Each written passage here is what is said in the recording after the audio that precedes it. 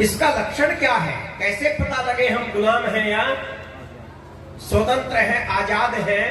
इसका पता ऐसे लगता है, हमारा जीवन जब तक दूसरे के हाथों में रखे हुए रिमोट कंट्रोल से चल रहा है तब तक हम स्वतंत्र नहीं हैं। हमारा अपने ऊपर शासन नहीं। अपने सरल उदाहरण से हम समझने का प्रयत्न करेंगे। एक व्यक्ति आता है मन में सोचकर कि मैं किसी व्यक्ति को, आपको, मुझको कोई ऐसा शब्द कहूंगा कि आप परेशान हो जाएं। घर में आपस में जिनमें द्वेष है, सास बहू में, भाई भाई में, वो जानबूझकर ऐसा कुछ कार्य करेंगे, ऐसा कोई शब्द बोलेंगे कि आप परेशान हो जाएं। और उसने आते ही कहा क्या कपड़े पहने हैं? कोई कपड़े पहनने की ये पहना, कोई किसी ने दी है सलाह आपको, बिल्कुल गलत कपड़े हैं। उसने बटन दबाया और आप परेशान हो गए।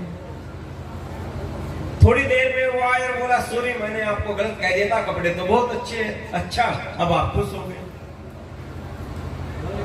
दूसरे ने थोड़ी प्रशंसा कर दी, आप प्रसन्नचित्त हो गए। दूसरे ने थोड़ी सी आपकी अवहेलना कर दी, आपका थोड़ा सा अपमान कर दिया, आप दुखी हो गए। दूसरा जैसा आपका बटन दबाता जा रहा है वैसे आप चलते जा रहे हैं। ये गुलामी का, ये स्वतंत्रता का सूचक है। स्वस्थ मन तब होता है जब आप स्वयं में स्थित, अपने आप पर पूर्ण नियंत्रण, पूर्ण शासन स्थापित कर लेते हैं, तब ऐसा होता है। एक साधु, एक सन्यासी जो सत्य का प्रचार करता डोलता था इधर उधर, धर्म का, वेद का प्रचार करता था, तो ऐसे व्यक्ति के सभी भक्त बन जाएं, ये तो सैद्धांतिक रूप से भी सही नहीं है। कुछ उसके दुश्मन भी बनेंगे, कुछ उसके मित्र भी बनेंगे। आचार्य चाणक्य इस विषय में एक बड़ी बात कहते हैं कि जब भी संसार में परिवार से लेकर संस्था, संस्था लेके समाज, समाज से लेकर राष्ट्र तक जब भी व्यवहार करने के लिए निकलो, तीन बातें अपने मन में बैठा लो, तीन पड़ाव आएंगे। कोई भी व्यक्ति कितना भी सज्जन हो, उसके भी तीन पक्ष समाज में खड़े होंगे।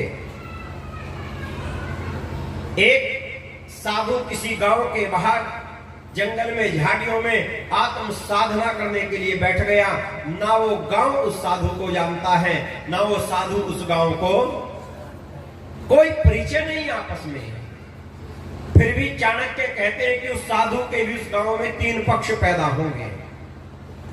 कुछ लोग उसे देखेंगे और कहेंगे ये हमारे गांव का बड़ा सौभाग्य है, ऐसा तपस्वी महात्मा गांव के बाहर बैठा है, ये हमारे बड़ा गांव का सौभाग्य है। और वो उसके लिए कुछ फल, कुछ अन्न आदि का प्रबंध करने लग जाएंगे।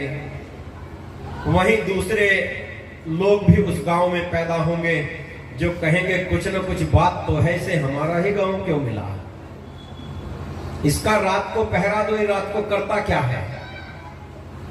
और उसके विरोध पक्ष भी, उसका शत्रु पक्ष भी उस गांव में बिना किसी व्यवहार के पैदा हो जाएगा। कोई साधु व्यवहार तो नहीं कर रहा है, किसी से बातचीत नहीं है।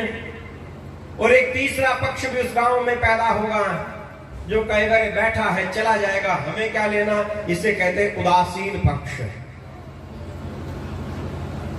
हर व्यक्ति के कितना भी अच्छा कोई व्यक्ति हो, कितना भी बुरा हो, तीन पक्ष संसार में रहेंगे।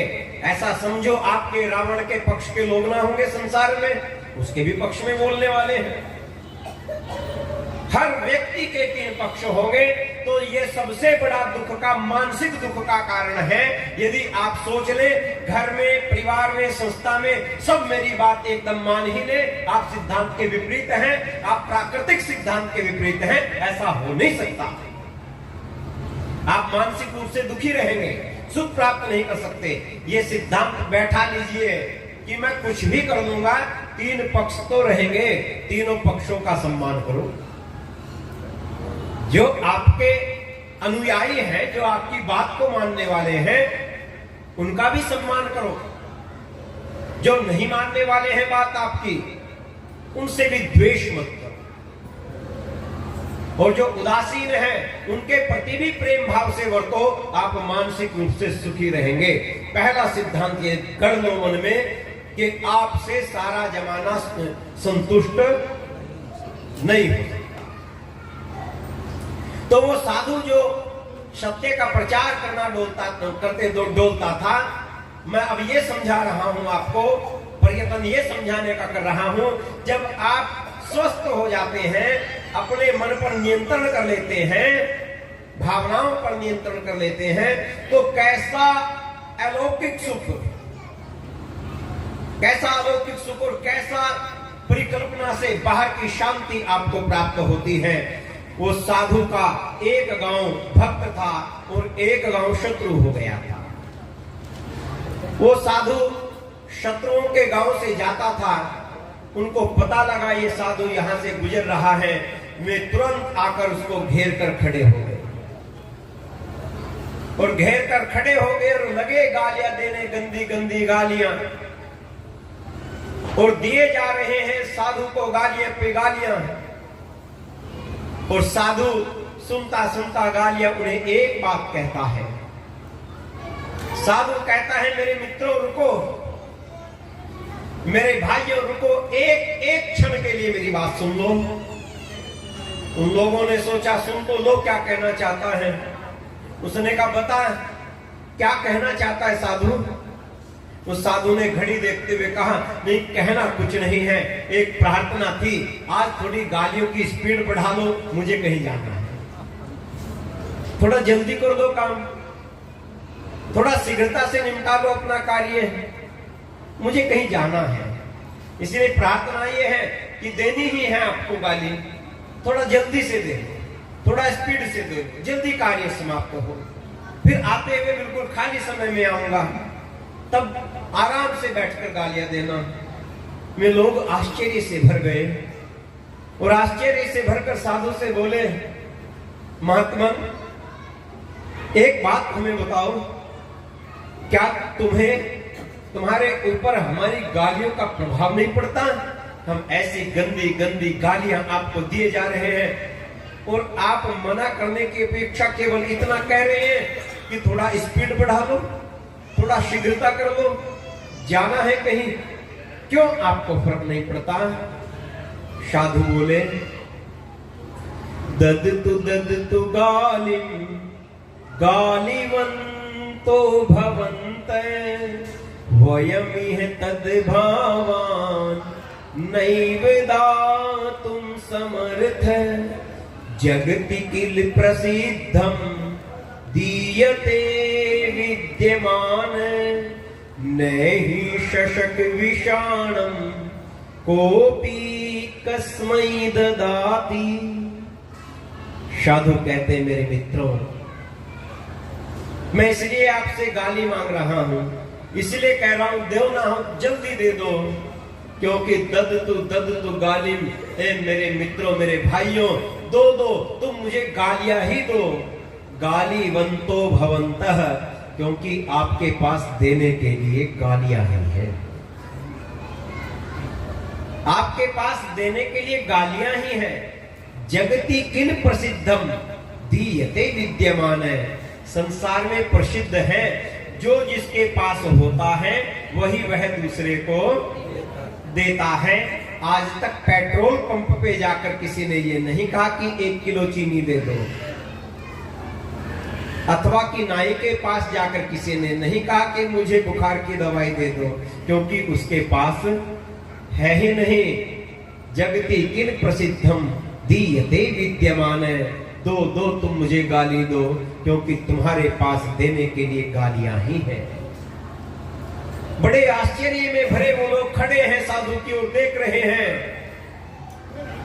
और साधु फिर एक बात और कहता है कि मेरे मित्रों, ये जो तुमसे पिछले वाला गांव है, ये किनका है? वे लोग बोले, वे तो मूर्ख लोग हैं, उनके तो मैं तो तेरे चक्कर में पड़े हैं, तेरे भक्त हैं सारे, उसने कहा हाँ। जब मैं गुजर रहा था यहाँ से, बड़े ध्यान से सुनना, सब कुछ अपनी चित्तवृत्ति को रोक के एक केंद्रित करके सुनना।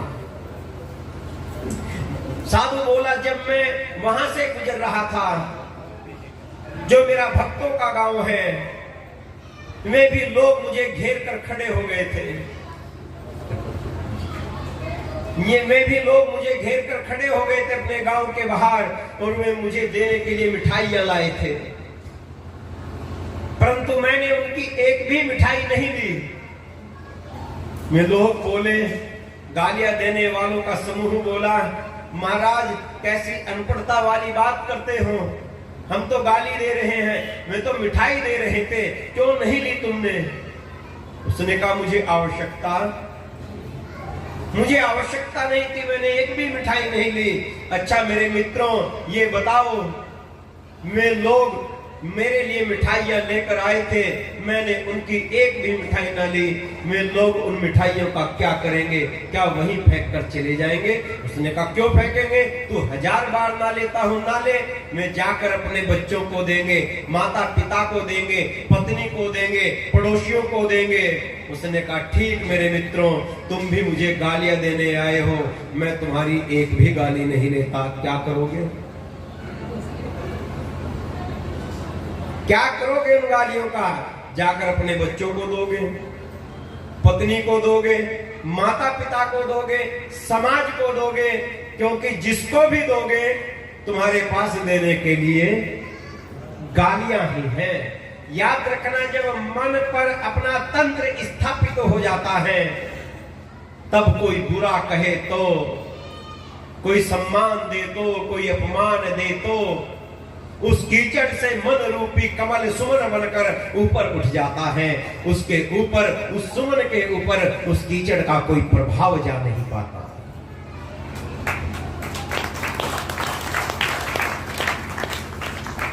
इसीलिए आप यदि ये कहते हैं कि इस समाज ने, इन लोगों ने, परिवार के लोगों ने, समाज के लोगों ने मेरे मन को बड़ा परेशान कर रखा है, तो उसी समय याद रखिएगा, मन ही एक ऐसा तत्व है जिससे कोई दूसरा परेशान नहीं कर सकता।